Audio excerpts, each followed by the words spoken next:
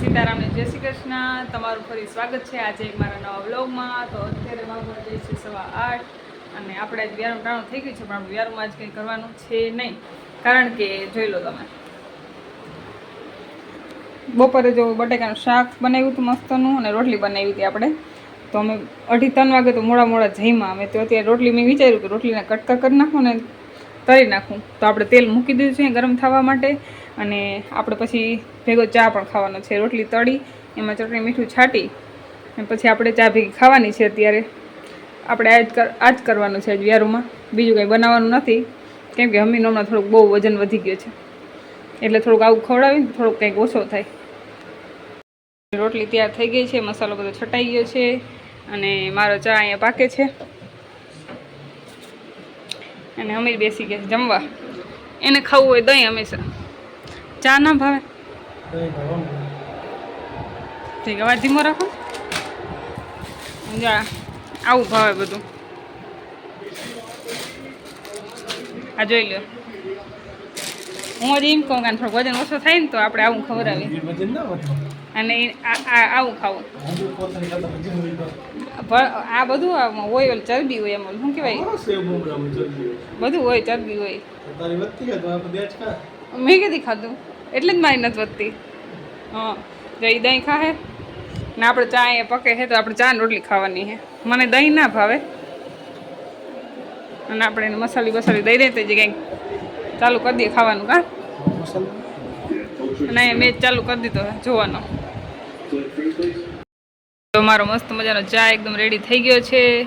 અને કોણ છે મારા જેવું જેને ચા અને રોટલી ભાવે, કમેન્ટમાં જરૂર કહેજો. તો ચાલો આપણે ચા ને રોટલી ખાઈ લઈએ, દહીં રોટલી ખાઈ લઈએ. આવ્યું તો જો ખાઈ પી થઈ ગયા નવરા.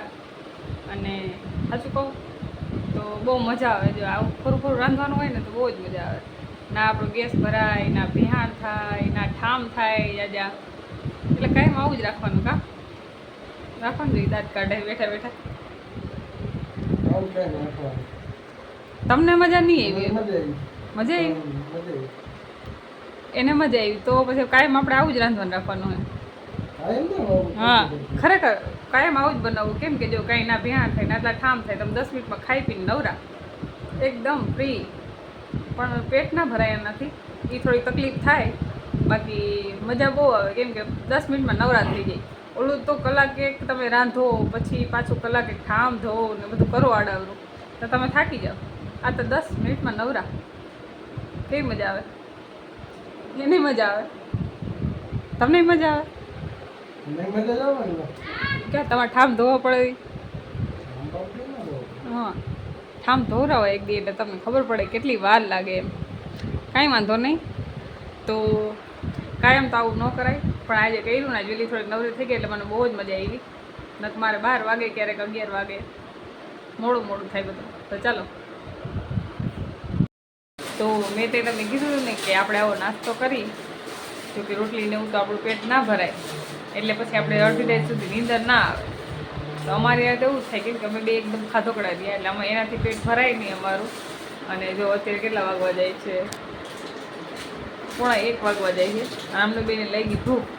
તો બીજું તો કાંઈ હતું નહીં. તો આપણે વિચાર કર્યો કે જ્યારે પડી ગઈ ને એની ભેળ બનાવી નાખીએ આપણે. તો જો આપણે ડુંગળી બોળી નાખીએ અમીરે, અને હવે આ બધો ચેવડો ને ભૂંગળાને બધું મિક્સ કરીને આપણે બનાવવાની એની ભેળ મસ્ત મજાની. પછી આપણે ખાઈ લેવાની છે. પછી આપણે નીંદર આવશે, ત્યાં સુધી આપણે નીંદર આવશે નહીં. કેમ કે રોટલીથી એનાથી અમારે બેનું પેટ ના ભરાય, અમે બે ખાધોકડાવીએ એકદમ. તો ચાલો, રાતે 1 વાગે ભેળ ખાવી હોય તો કોઈને. તો આપણી ભેળ થઈ ગઈ છે એકદમ રેડી અને હવે આપણે ખાવાની છે. પણ આવું ન કરાય, સાંજે વ્યારુમાં દાબીને શાક ને રોટલા ખાઈ લેવાય, પછી અડધી રાતે ઉઠીને આવું ખાવું પડે. તો કાંઈ વાંધો નહીં, આપણે ખાઈ લઈ અને પછી આપણે વ્લોગ અહીંયા જ આપણે પૂરો કરી નાખીએ. કારણ કે અત્યારે હવે 1 વાગવા જાય છે, પછી સવારે ઉઠશું નહીં, નકર અમે 10 વાગ્યા સુધી. તો કાંઈ વાંધો નહીં, આપણે આજનો વિડીયો અહીંયા પૂરો કરી નાખીએ અને મળશું પાછા આપણે એક નવા વ્લોગ સાથે. તો ત્યાં સુધી બધાને બાય, સીતારામ, જય શ્રી કૃષ્ણ અને જય દ્વારકાધીશ.